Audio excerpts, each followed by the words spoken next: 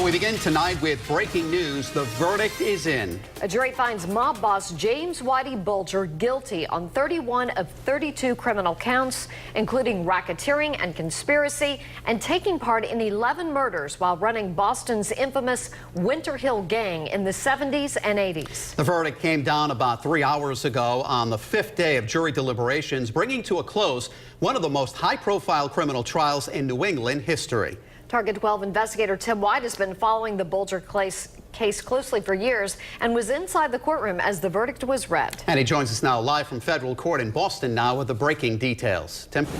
Today's verdict marks the end to an epic criminal trial of one of the most notorious gangsters in New England's history. James Whitey Bulger guilty on all but one count and found responsible for the murders of 11 people.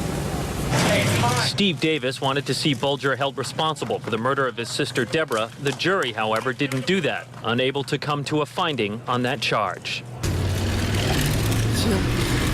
She knows I'm a fighter.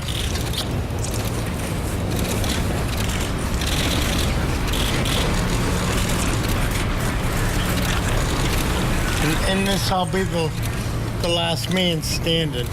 Davis says his family is pursuing state charges. The jury did find Bulger took part in the murders of 11 of 19 people. The government only needed 2 acts for Bulger to be found guilty of racketeering.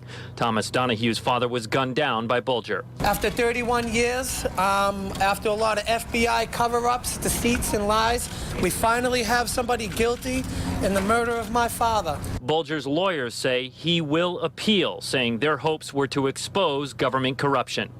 The government will offer people, in essence, bribes, not by money, but by something more valuable, freedom.